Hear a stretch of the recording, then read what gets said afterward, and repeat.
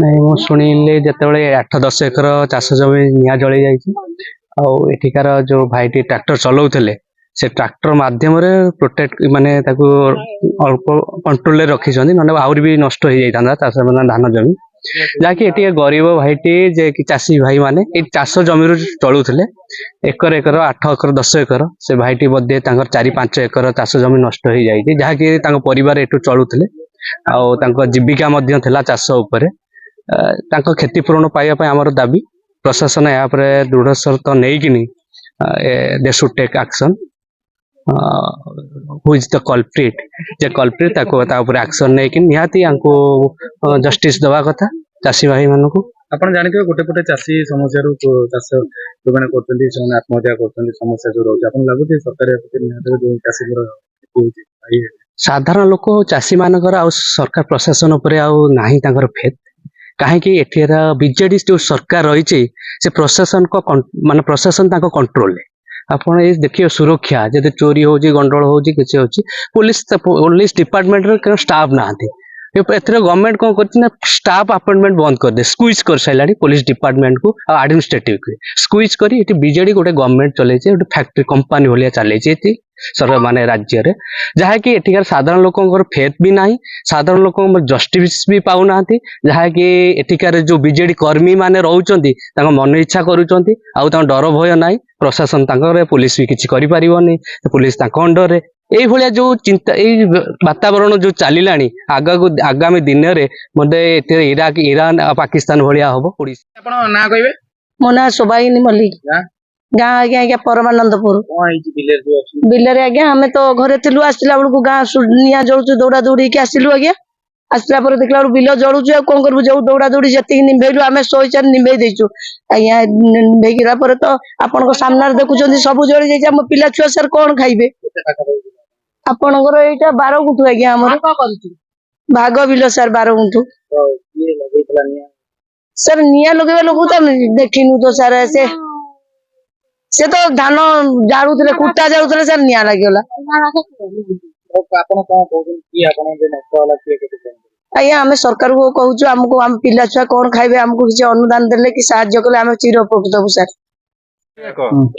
ପରିଚୟ ଟିକେ ଦେଲେ?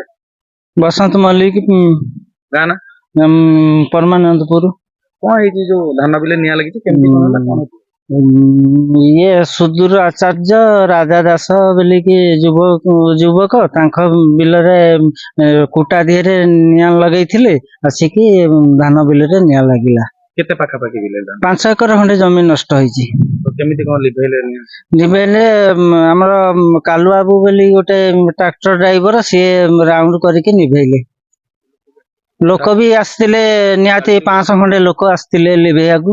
ତାପରେ ଯୋଉ କ୍ଷତି ହେଇଛି ତାପରେ କିଛି କ୍ଷତିପୂରଣ ପାଇଁକି ସେମାନେ କିଛି ଏପର୍ଯ୍ୟନ୍ତ କହିନାହାନ୍ତି। ଅଭିଯୋଗ କାହାକୁ ଜଣେଇବେ? ଅଭିଯୋଗ ଥାନାରେ କହିବା, ଫାୟାର ଡିପାର୍ଟମେଣ୍ଟ ଆସିଥିଲେ, ସିଏ ବି କହିକି ଯାଇଛନ୍ତି।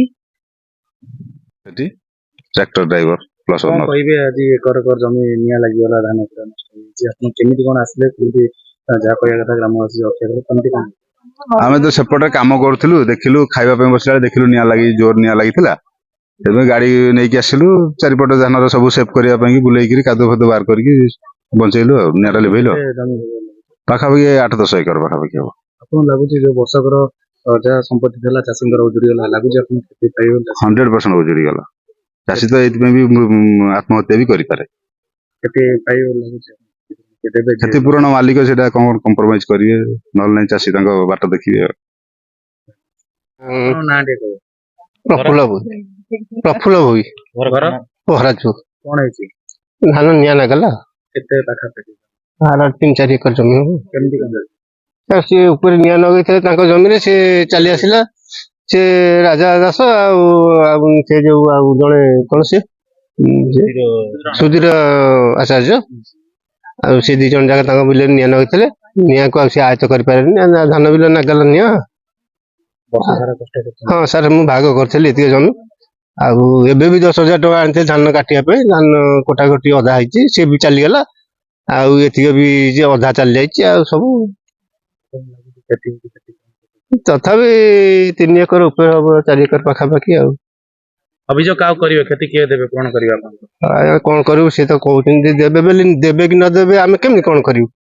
ପରିଚୟ ଟିକେ ନା କହିବେ ମୋ ନାଁ ସହିଦା ବେଗମ। କଣ କହିବି ଏଇ ଯୋଉ ଧାନ ବିଲ ଠିଆ ହେଇଛନ୍ତି କଣ ହେଇଛି କଣ କଣ ଅସୁବିଧା? ସେ ତ ଆମେ